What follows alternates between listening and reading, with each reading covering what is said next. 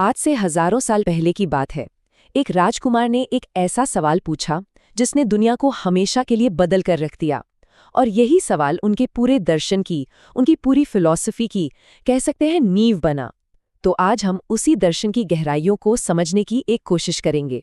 वो सवाल क्या था? सवाल था, हमें दुख क्यों होता है और हम हमेशा के लिए शांति कैसे पा सकते हैं। यही वो सवाल था जिसने सिद्धार्थ गौतम को एक लंबी यात्रा पर भेज दिया।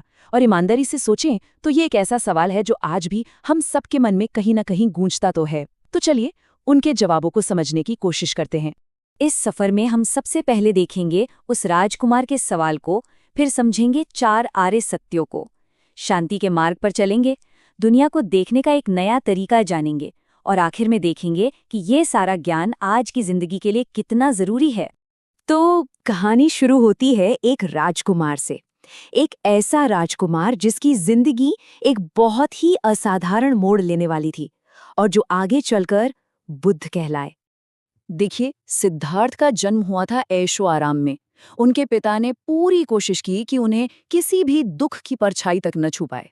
लेकिन 29 साल की उम्र में जब उन्होंने पहली बार अपनी आंखों से बुढ़ापा, बीमारी और मौत को देखा, तो उन्हें ये एहसास हो गया कि महल की ये ऊंची ऊंची दीवारें उन्हें जिंदगी की सच्चाई से नहीं बचा सकती।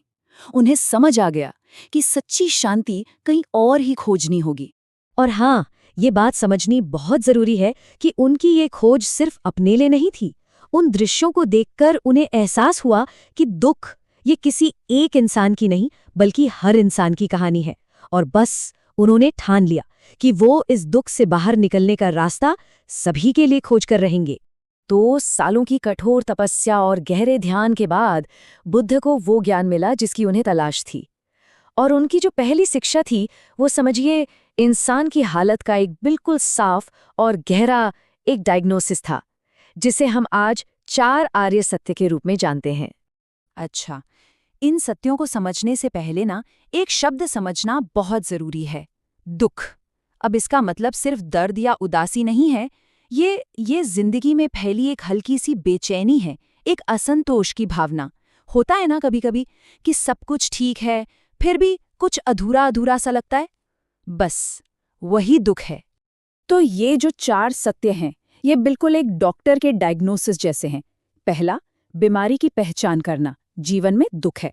दूसरा, बीमारी का कारण पता लगाना, हमारी इच्छाएं, हमारा लगाव।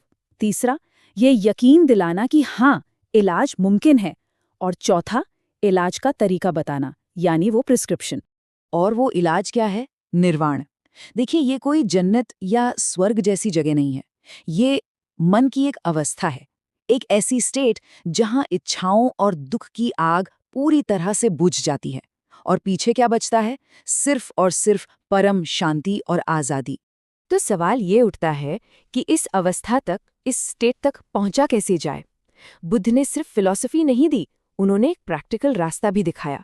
समझिए, एक नक्शा दिया जिसे आर्य अष्टांगिक मार्ग कहा जाता है। ये जो पूरा रास्ता है ना, ये मध्यम मार्ग या द मिडिल पाथ के सिद्धांत पर आधारित है। बुद्ध ने खुद जिंदगी के दोनों एक्सट्रीम्स को जिया था, एक राजकुमार के तौर पर बेइंतहा भोगविलास और एक तपस्वी के तौर पर शरीर को हद से ज्यादा कष्ट देना। और उन्होंने महसूस किया कि सच्चा रास्ता इन दोनों के बीच में है, संतुलन में है। इस रास्ते के 8 हिस्से हैं जो 3 बड़े पिलर्स पर टिके हैं। पहला है प्रज्ञा, यानी सही समझ। दूसरा है शील, यानी सही आचरण। और तीसरा है समाधि, यानी सही मानसिक अनुशासन। और ये तीनों अलग अलग नहीं हैं, ये एक दूसरे को मजबूत करते हुए एक साथ काम करते हैं। पर रुकिए, ये रास्ता सिर्फ कुछ करने के बारे में नहीं है, ये दुनिया को एक बिल्कुल नए नजरिए से देखने के बारे में है।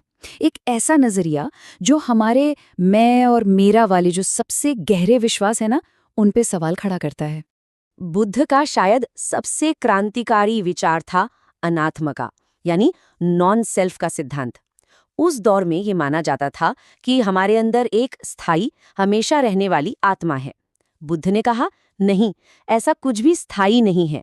जिसे हम मैं कहते हैं वो असल में विचारों, भावनाओं और सेंसेशंस का एक लगातार बदलता हुआ प्रवाह है, बिल्कुल एक नदी की तरह। और समझिए, ये सिर्फ कोई किताबी विचार नहीं था, ये उस समय के स्थापित दर्शन को एक सीधी चुनौती थी। बुद्ध पुरानी मान्यताओं पर नहीं, बल्कि अपने सीधे अनुभव के आधार पर एक नई जमीन तैयार कर रहे थे।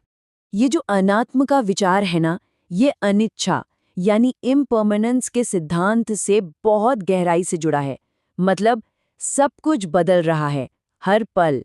हमारे विचार, हमारी भावनाएं, हमारा शरीर, ये दुनिया कुछ भी स्थायी नहीं है। और इस सच्चाई को समझ लेना ही दुख के मूल कारण यानी अटैचमेंट या आसक्ति को छोड़ने की चाबी है।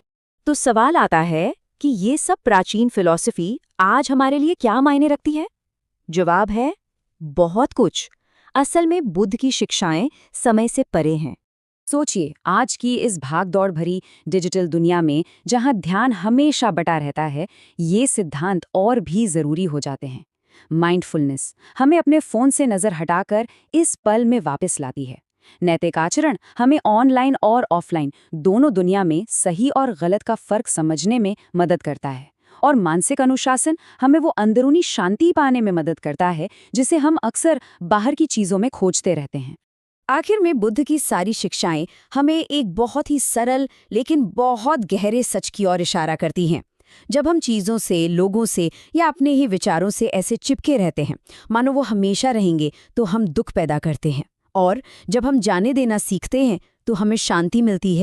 बुद्ध के इस पूरे रास्ते को एक साथ अपनाने की जरूरत नहीं है। बस एक पल के लिए सोचा जाए, आज ऐसा कौन सा एक छोटा सा कदम हो सकता है? शायद सही तरीके से बोलना या बस कुछ पल के लिए इस वर्तमान में रहना, जो जीवन में थोड़ी और शांति ला सकता है।